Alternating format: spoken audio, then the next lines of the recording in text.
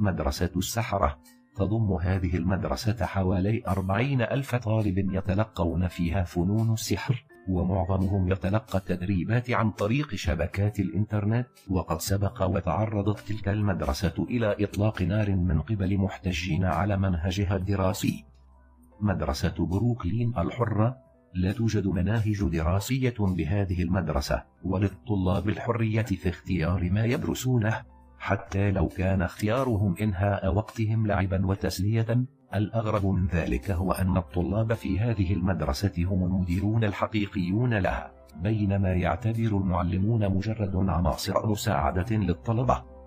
مدرسة المستقبل في أمريكا تعتبر من أهم مدارس التكنولوجيا في العالم، ويلقي المعلمون فيها محاضراتهم باستخدام شاشات عرض ذكية بدلا من السبورات التقليدية، ولا يستخدمون الكتب الورقية، فكل شيء يعتمد على التكنولوجيا الحديثة.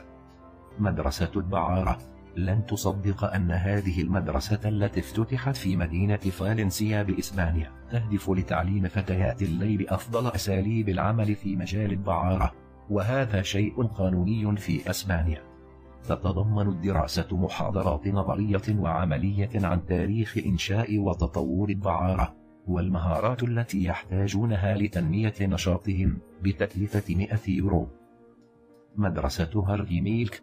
تفتح المدرسة أبوابها لجميع الطلاب بصرف النظر عن هويتهم أو ميولهم الجنسية، وقد أنشئت في نيويورك بهدف منح الشهادات الدراسية للمثليين من الرجال والنساء والمتحولين جنسيا. مدرسة جول الابتدائية.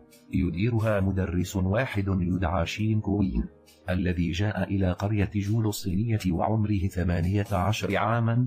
تقع المدرسة في أحد جبال قرية جول الوعرة، لا يصل إليها إلا طريق صخري مليء بالمنحنيات الخطرة، وقد تكررت حوادث سقوط وإصابة الطلاب أثناء ذهابهم لقضاء حاجتهم في الجبل، مما دفع المعلم إلى التعاون مع أهالي القرية لإنشاء مرحاض بداخلها.